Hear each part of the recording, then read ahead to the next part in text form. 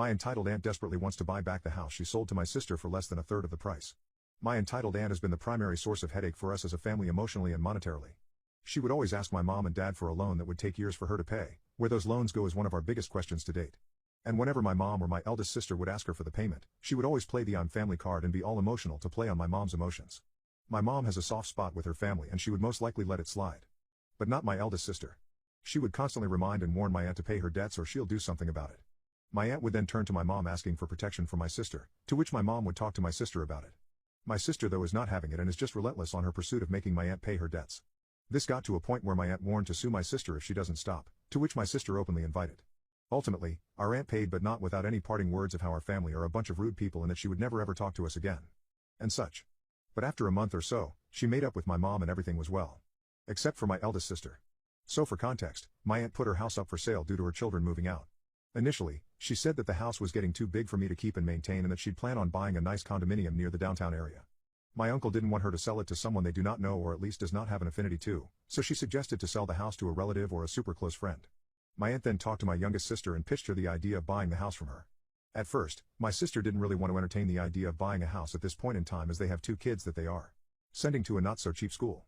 But my aunt then pulled the sentimental value card and said that it would be a shame if the house was sold to someone else. Admittedly though, the house did have sentimental value for us siblings and cousins.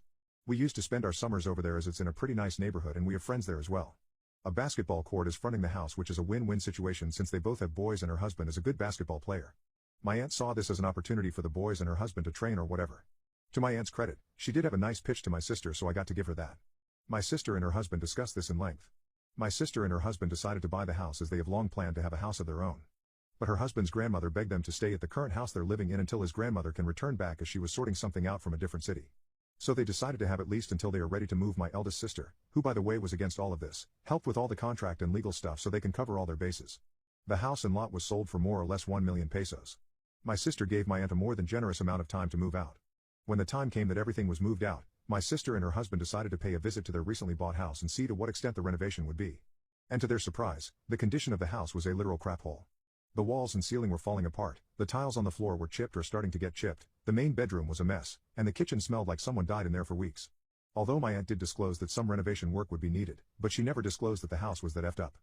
But whatever, they decided to have the house renovated and it cost them another 300k. Once the renovation was done, the difference was night and day. As they were not moving into the new house yet, they listed the house for lease on some places and it garnered a lot of interest. The house was then leased to a foreign couple. The transaction went smoothly with the help of my eldest sister once again. And the couple even paid full price for the whole duration of the lease. Everything was as smooth as butter. Until yesterday. My sister got a call from the couple who leased the house early in the morning when she was dropping off the kids to school. This was on a Monday and my sister is usually super busy on these days. And this was one of those days. She answered the call and the following ensued. Sister, hello, husband of family moving in, haven't heard from you for a long time. May I know why you called? Husband, there's someone at the gate claiming that this is her house? Sister, confused, huh? She just might be a crazy person roaming around the area. Husband, well no, she showed me pictures of the house and are in it. At this point, my sister kind of knew what was happening so she hurriedly drove there. She was coming from the different side of town, so it took her about an hour to get there. When she got there, she saw our aunt outside screaming to let her in. The neighbors were already out and witnessing the commotion. Our aunt sees my sister and hurriedly goes to her. Aunt, hey sister. They won't let me in. Points towards the nice couple. Sister, aunt, what are you doing here? Aunt, well, this was once my house. Am I not allowed to enter? Sister, what do you mean? Aunt, I sold you this house, remember? And now I see that someone else is living here.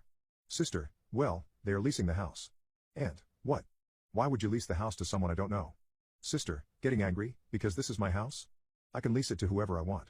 At this point, my sister couldn't believe the stupidity of this situation and was kind of getting embarrassed with the neighbors looking on. So she told EA to go inside so they can discuss it.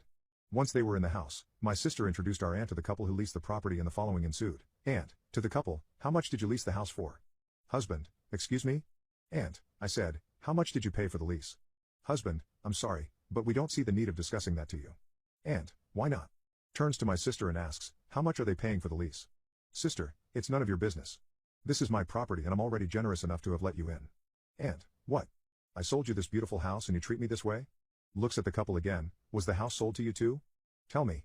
Husband, laughs, look lady, even if we did buy it, we don't need to tell you the specifics since we're not dealing with you. And no, we didn't buy this house. Aunt, you're a liar. Faces my sister, I'll take the house back now. Sister, excuse me? Are you out of your mind? Aunt, no I'm not. And it's clear to me that you're an irresponsible homeowner. Take something from her bag. Here, take this 300,000 pesos and give me back my house. Sister, 300,000 pesos? Seriously? Slams the money to Aunt's chest. My sister is fuming at this point. You need to leave my property right now. I won't allow you to disrespect me in front of these nice people. 300,000 when we bought this house from you for 1 million?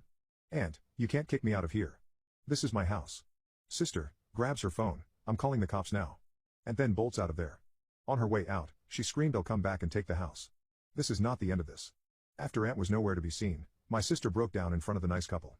The couple asked her a few details about our aunt and they were super understanding.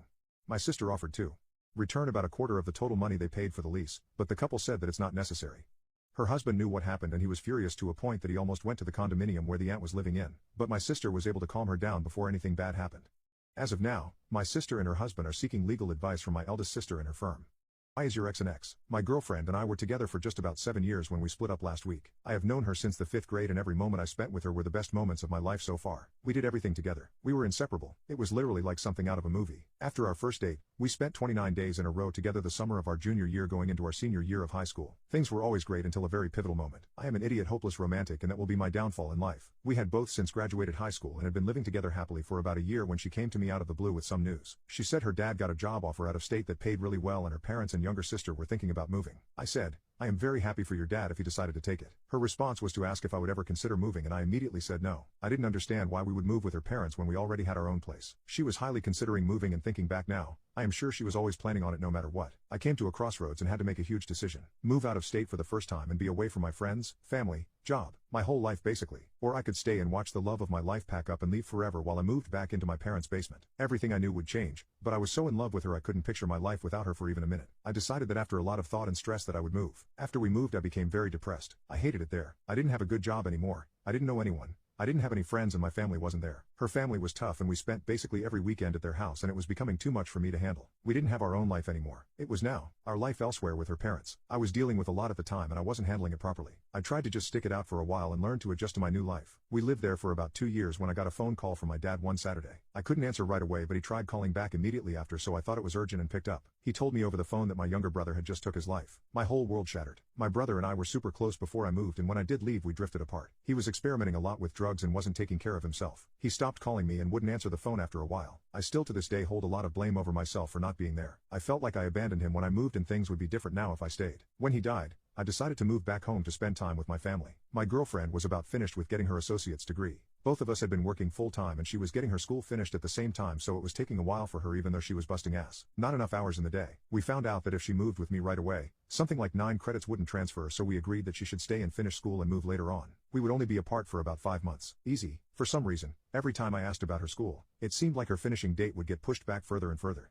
Fast forward to this month and it had already been a year with no end in sight. I was always worried about being long distance but I was willing to do anything to make it work so I could be with her because I saw a real future with her. We talked about marriage and having kids and everything together. As time went on, I felt like I had to fight harder and harder for her attention. She was so busy with work, school, family, friends, working, out and so on that I was just no longer a part of her daily life. We used to Skype, set aside time to have phone calls, send each other pictures and have fun with each other. All that just kind of faded after a while. I tried to talk to her about it and tell her that being long distance was hard for me at this crucial point in my life and I just needed more from her. Her only response was, I don't know what you want me to do. I ultimately ended up telling her that we shouldn't be together anymore because she had her new life totally established with a great job, her own apartment, her family nearby and she was already doing school. I just wasn't a priority anymore. It was so hard to let her go but I knew that she would end up living out a better life where she is now than she ever would with me. It is absolutely destroying me and I still believe that I will never have anything like I did with her and I am not sure if I will ever be able to get over it. I feel like everything good in my life I used to have is now gone and I just don't know who I even am anymore. People who have gone missing but were found. What happened? My brother moved to Hawaii and from there Iceland. One day we stopped hearing from him. Like he vanished off the face of the earth. He had stopped posting on social media, he had stopped contacting all his friends. It was always a possibility that he was going off the grid for some reason.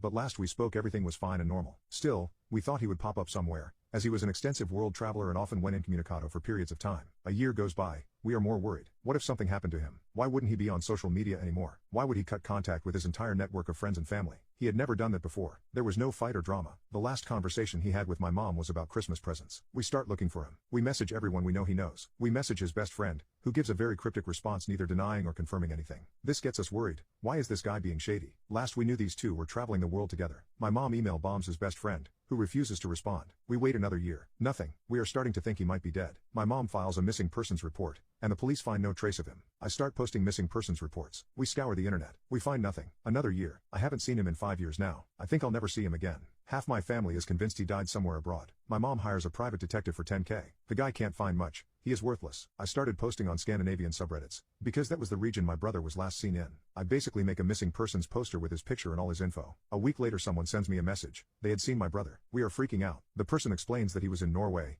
and had worked with my brother doing construction. This gentleman was from Michigan, but owned a business in Norway, so could kind of weed out the bullcrap in my brother's story. My brother was telling people that he was adopted and that his family had stolen him as a baby. He said my brother seemed kind of mentally off, with a lot of conspiracy theories and rambling thoughts. I thanked this guy profusely. It was so nice to know my brother was alive. Still, this isn't proof positive. There is no picture of my brother, and by the time this guy messaged us my brother had moved on. Reddit dude told us where my brother had said he was going next. We contacted our local police with this new info. They messaged the police force in Uppsala, where my brother had said he was going. The police there know where he is. They go to his door and let him know his family is looking for him. He tells them he knows, and doesn't want to talk to us. They check his passport to make sure he is actually my brother. This is the best and worst news we have had. It was now 7 years since we had talked to him at all. A couple months later my brother sends me a Facebook message. He hasn't directly contacted me in almost 8 years. He wants me to remove my post about him being missing. It was showing up when you Google searched his name. I say I will and try and start a conversation with him. Slowly we started talking again. He agrees to be taken to the rest of the family. We keep in contact for the next 2 years and I go visit him in Sweden. The year after that he moved home.